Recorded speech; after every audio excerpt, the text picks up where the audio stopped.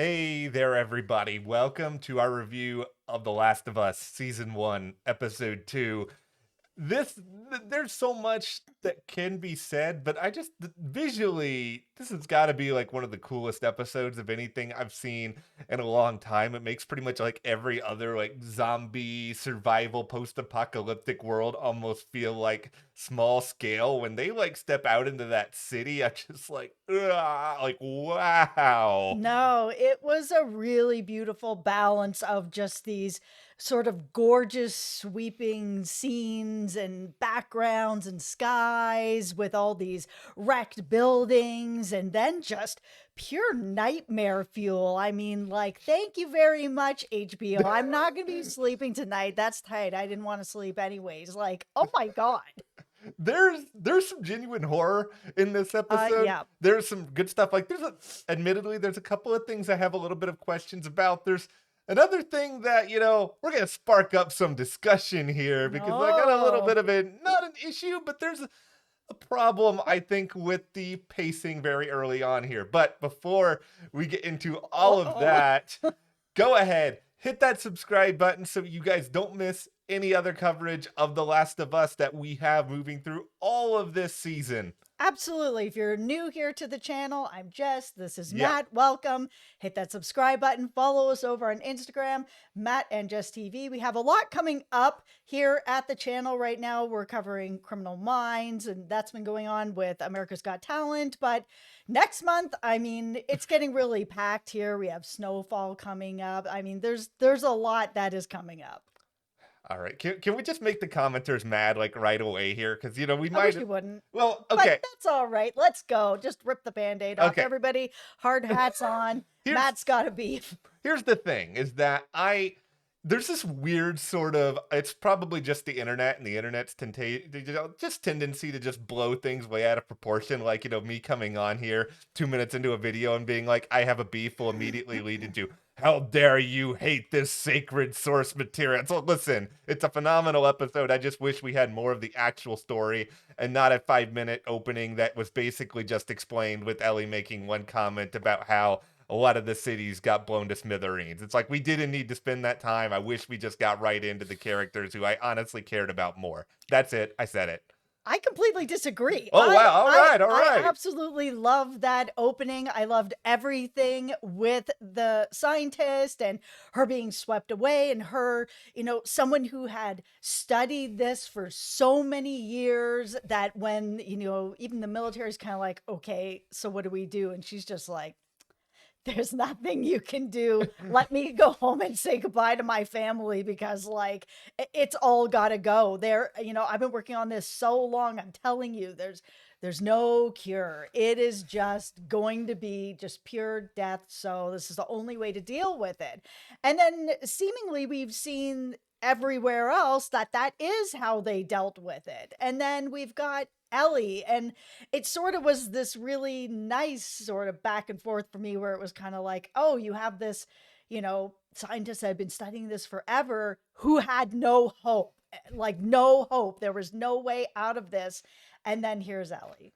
I think my central concern is mostly that I don't want to be in a situation where every episode of this show starts with like some sort of extended flashback to something. Like the one in the first episode is obviously phenomenal. It mattered greatly. We needed to know Joel a little bit better. I'm okay being on an island with all of this. You guys can come with me. Please don't do to me in the comments what happened to Tess at the end of this episode. But you know what? I can take it. I love Joel and Ellie so much. I want more of them. I think this is one of the things that, not to compare it with The Walking Dead or any other zombie movies or sort of, infected movies, anything like that.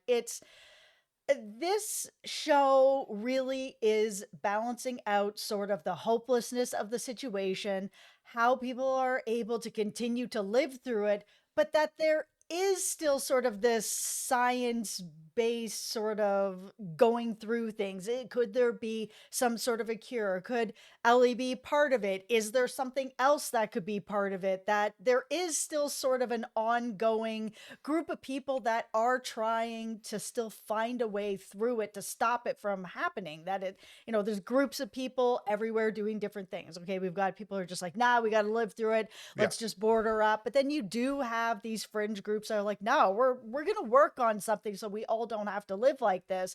And it's nice to sort of see that with like The Walking Dead. There was a little bit of that, but it all kind of just got lost where it was just, we're just going on a supply run every episode because there's no hope.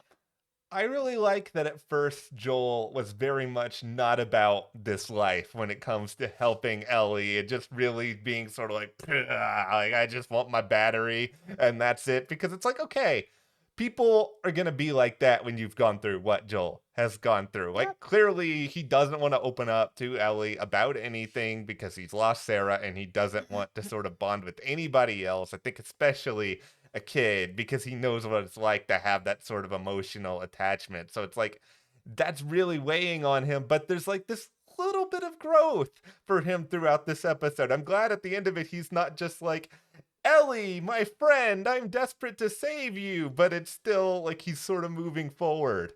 One of the things that I like that they did in this episode is they actually made me feel like I was in the game. I mean, there were certain places they were going, like, at the museum and stuff like that, where I actually felt like I was playing a level, which I thought was really cool. I mean, I played the game a long time ago, so I don't remember everything about it, but I remember feeling like that, where it was sort of put together in a way that, I don't know, just made me feel like I was playing a level. I thought that was kind of cool. So we're going to talk a little bit more about video games, but if you guys are digging this discussion, hit that subscribe button so you don't miss any others coming Yeah. up. Now, I've not played The Last of Us video games. I made that clear in the very first video, but what was sort of interesting to me, just the experience of watching this, and all you gamers of The Last of Us can laugh at me for this, is just like, I knew that we were probably going to lose Tess at some point because everything I'd heard about the games was just like, Joel and Ellie, Joel and Ellie. Yep. Nobody was talking about Tess. I was like, okay, Tess is gonna be a goner, so I'm just like sitting around in this episode, just like waiting for her to get killed off. But I honestly thought it would be another couple of episodes down the road. I thought after what they did to us in the first episode, they were gonna give us like a tiny bit of relief, and no, they just slapped me right across the face and just like, what did you think about this world? No, I'm really glad that they took a chance like this. I mean, shows that take big risks get big rewards. I don't want to watch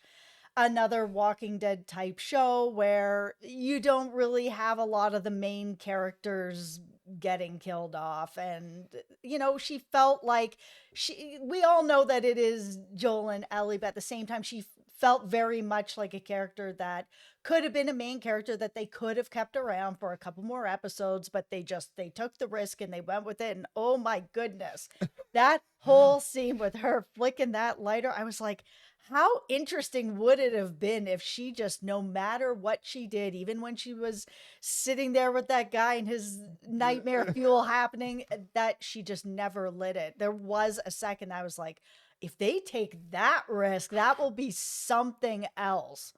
That would have been so unbelievably dark. Like it would Oh, have. really Yeah, dark. it's so weird to say like, oh, look at this hope that exists from somebody being killed off. But it is sort of like, here is Tess who got to die on her own terms and got to Yep. die taking out a lot of other problems along with her. And there was a beauty in the horror of all of that. I will say this too, that I'm glad that it only took 2 episodes for them to actually get to where they were going. And I know obviously they got there and it was all a big problem, Yeah. but I was kind of worried that it was going to be like a few episodes of them traveling here and dealing with this and dealing with that. But they packed it all into one episode.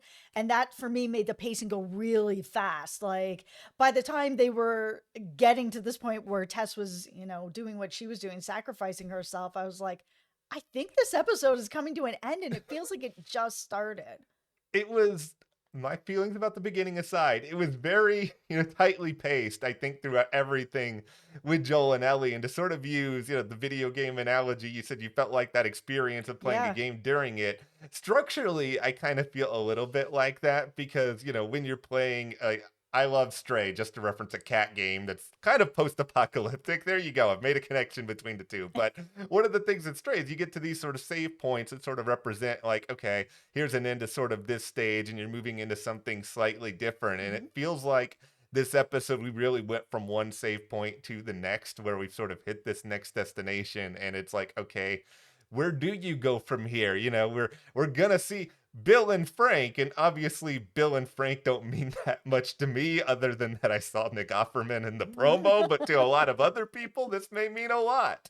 Yeah, I mean, we're going to be moving into the next part of this pretty quickly, coming up on Sunday, so we'll see where it goes. Yeah, I'm really, really enjoying this show. Like, it is bringing action, dramas, it's like everything else I could have possibly ever wanted. It's also, as I said, bringing nightmare fuel. When they walked up to that museum and it was covered in fungus, I was like, there's no way you guys are going in there. Of course, they're going in there. It was just every single step they took. I was just like, I'm not sleeping tonight.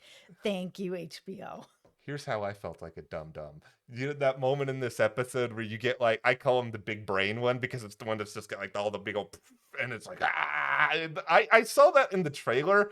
I knew it was coming, and yet I still forgot about it. And when that happened, I nearly died. Like, it's a miracle that we're here doing this. No, that scene at the end where Tess is with the lighter and he's coming closer and closer and right out of his mouth, there was a few times I had to turn away. Like, I turned away there at the beginning with the doctor when she was in the room and she was examining and pulling out the fungus out of her mouth. I was like, oh my goodness, the scare is coming. Like, I felt it, even though it didn't actually come. I felt so on edge. This show has done a 10 out of 10 job of keeping me at the edge of my seat. And I hope that experience ends up being there for gamers too. I can't differentiate between the games and the source material, but I mean, I hope that there's people who are still surprised no matter what they give us. Mhm. But of course, let us know what you thought about this episode, where you want to see it go from here, and hit that subscribe button so you don't miss anything else. We'll see you here next time.